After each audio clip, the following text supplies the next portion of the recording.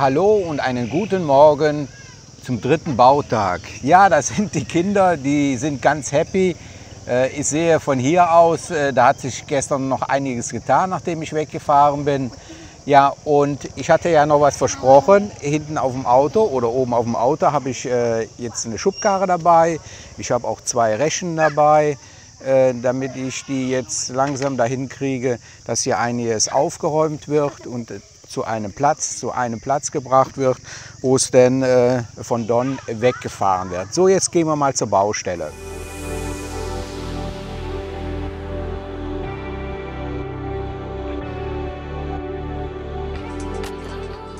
Ja, die ganze Familie sitzt draußen, ist gerade beim Frühstück. Hier spielt sich ja sehr viel morgens ab. Sabedikap. Sabedikap.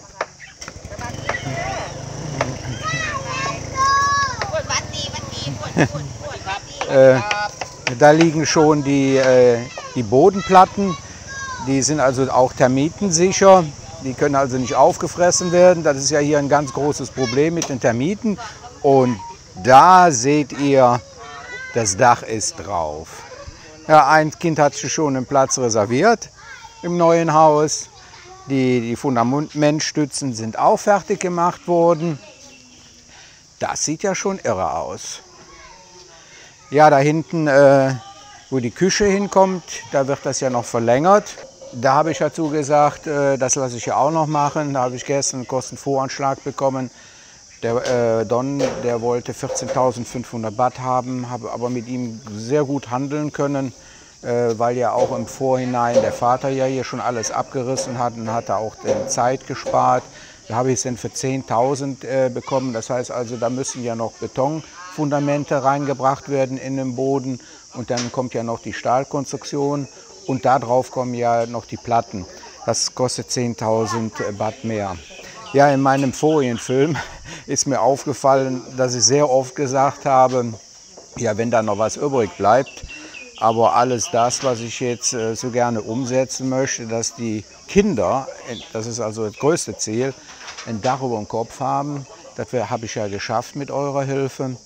Aber dass dann das Programm anläuft, dass sie selber sich finanzieren können mit den Dingen, die sie so produzieren. Ich glaube, das wird nicht so klappen.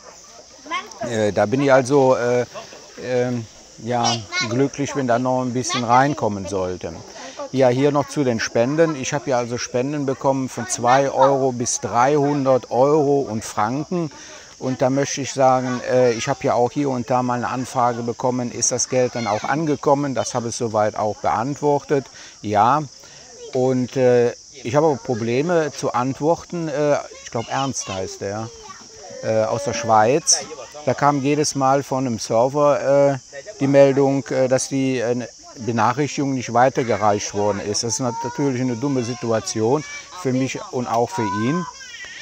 Dass er vielleicht denkt, die 300 Franken sind nicht angekommen. Die sind sehr wohl angekommen, das ganze Geld. Das wird auch bei mir alles in meiner Excel-Liste, liebe ich ja, schön aufgeführt, wer wann was eingezahlt hat, auch wenn meine Ausgaben, da ist alles drin. So, wir haben noch keine Handwerker gesehen. Mal gucken, was da heute noch gemacht wird. Jetzt werde ich die Schubkarre runterholen. Und dann versuche ich den Leuten dann zu erzählen, was ich gerne gemacht haben möchte von denen. Ja, ich hatte gerade noch vergessen anzumerken, ich hatte ja im Folienfilm angekündigt, hier sollen 2 Beleuchtungen hinkommen. Da ist ja eine Beleuchtung und da hinten zwischen den Häusern, da ist auch noch eine Lampe. Die haben ja gerade schon gesagt, das wäre fantastisch gewesen. Auch wenn es dunkel ist, mal was zu sehen, das kannten die ja gar nicht. Und ich würde auch noch eine Beleuchtung besorgen für in dem Schlafbereich von den Kindern, was auch solar gespeist wird, dass da also keine zusätzlichen Energiekosten anfallen. So, und jetzt hole ich die Schubkarre runter.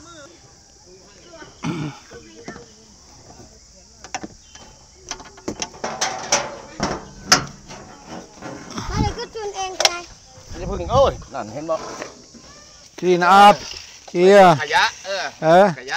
Klar. Nee, Klar, bei Quad Kajak nicht, ja. Wollen wir doch gleich mal ein gutes Vorbild sein. Und dann hier? Okay, okay. What, you want to sell me for 200? Das ist ein Kaufmann. Ne?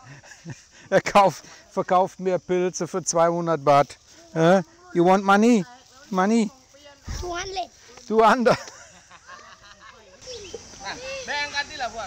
Also, das wäre noch hervorragend, wenn wir die ganzen Projekte, die mittlerweile jetzt angestaut sind, dass wir die durchsetzen. Und wow, die fangen schon an, sauber zu machen. Ich hatte nämlich gesehen, die haben ja kein richtiges Werkzeug, das sauber zu machen, kein Rechen, nichts. Die haben einzelne Füssel aufgenommen. Ja, dann ist man nach dem 20. Teil, hat man ja keinen Bock mehr. Aber das müssen wir jetzt mal gucken. Schaut euch das mal an. Die finden das richtig jetzt toll mit der neuen Schubkarre und Werkzeug. Ich hab ja zu Hause noch nicht mal so ein Rechen. Ja, dann macht es ja Spaß, wenn das jetzt Früchte trägt. Und ich würde das jetzt auch ein bisschen beaufsichtigen. Ich würde jetzt mal die Kameras aufstellen und dann sehen wir mal, was so im Laufe des Tages hier gemacht wird. Ich gehe heute davon aus, dass das Ziel ist von den Bauleuten. Die müssen wohl im Boden, ich zeige euch das mal, da müssen die noch Querstreben einschweißen. Das ist ja noch nicht fertig. Hier kommen ja jetzt noch Querstreben rein, wo nachher die Holzplatten auch drauf kommen.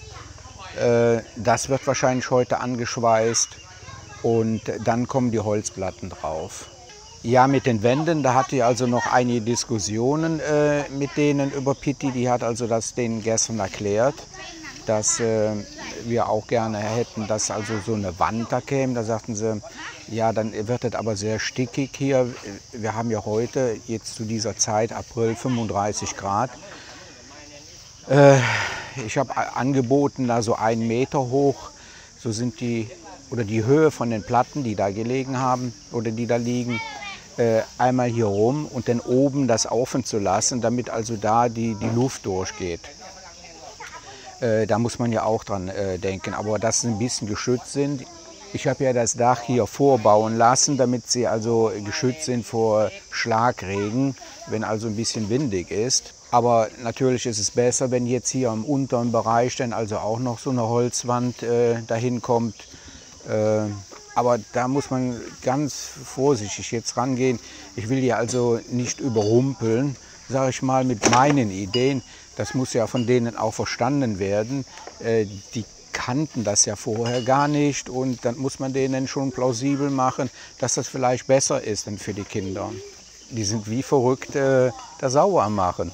Ja, also ja, die Kinder, die helfen damit. Es ist ja auch keine schwere Arbeit. Und mit den 2 Rechen, da kommen die ganz gut zurecht.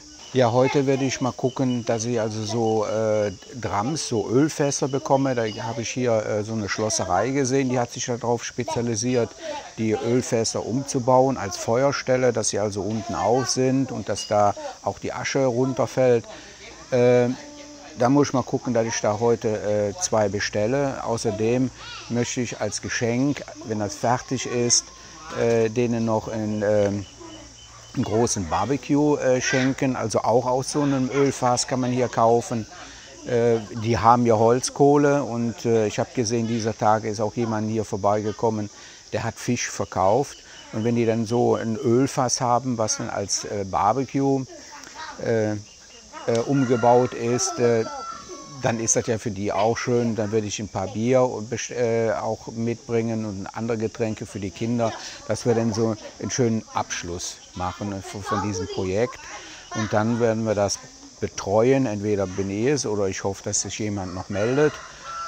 Und dann begleiten wir die Familie aktiv in eine neue Zukunft, wo sie selber für sich aufkommen können. Ja, hier ist so eine Schlafstelle von den Kindern, wie sie jetzt momentan ist, und provisorisch. Da kann es also auch jetzt ohne weiteres reinregnen. Die haben ja zwar schon mal eine Folie hier vorgetan.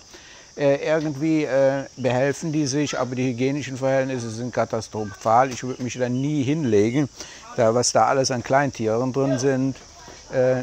Da habe ich gestern auch schon mit der Pitti ein Sonderangebot gekauft.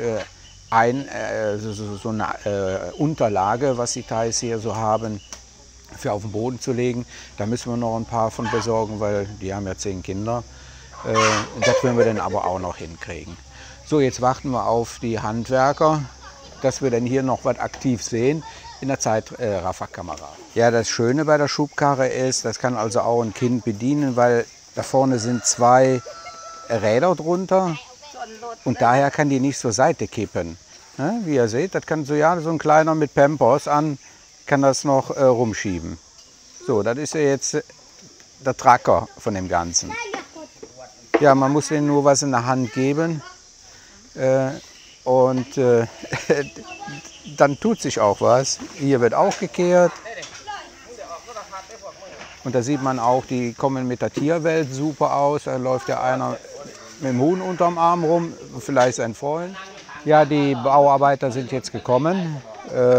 Ich lasse die jetzt mal alleine. Die Kameras laufen ja und die nehmen das ja alles auf. Ich werde jetzt zu der kleinen Firma fahren, der Stahlbaufirma, und mal gucken, was so 2 Fässer kosten, die als Verbrennungsstelle genutzt werden können.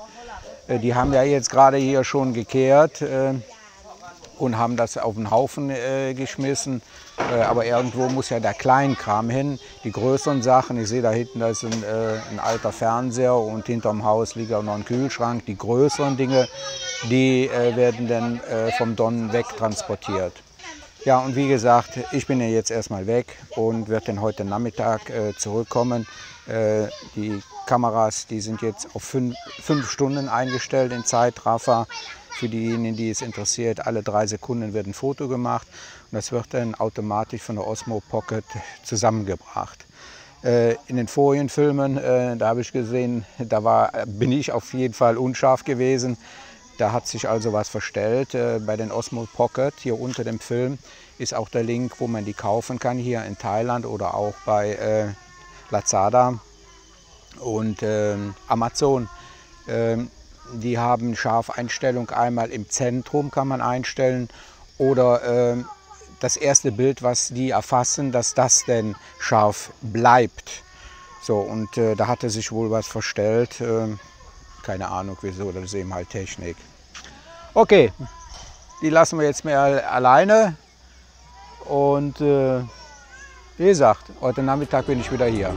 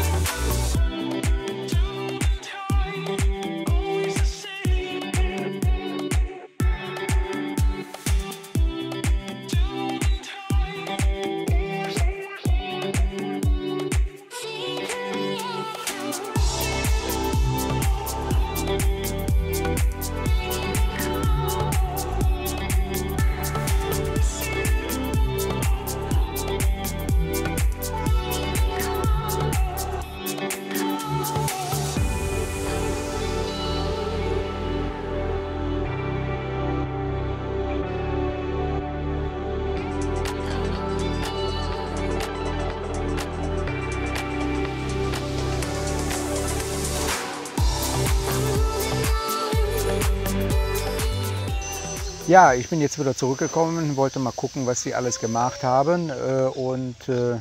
Ich habe natürlich auch wieder was eingekauft, nämlich die Innenbeleuchtung, Solarinnenbeleuchtung. Und jetzt gehen wir mal rüber, mal sehen, was sie gemacht haben.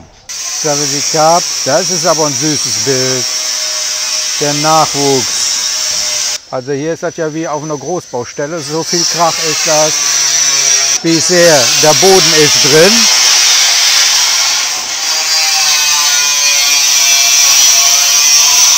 Das sieht ja sehr ordentlich aus. Da hinten der Küchenbereich ist auch fertig.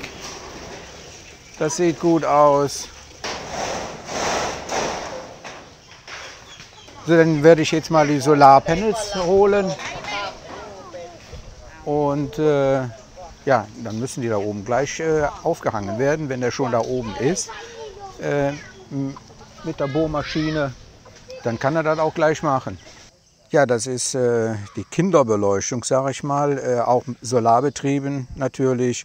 Was entscheidend war, ist, dass die umstellbar sind im Licht, dass die Moskito das Licht nicht sehen und nicht in die Kinderzimmer reinkommen. Ja, ich möchte mich verabschieden. 3. Bautag. Ich bin mal gespannt, was morgen dran ist. Also es sieht so aus, die sind mit Hochdruck oben das Dach fertiger machen. Dafür habe ich die jetzt gar nicht gestört, dass die jetzt die Solarzellen da anbringen. Und vielleicht werden sie also heute auch noch den Küchenbelag noch reinbringen. Und dann sehen wir mal morgen weiter. 4. Arbeitstag im nächsten Video. Okay, ich verabschiede mich und sage immer wieder Danke, tschüss.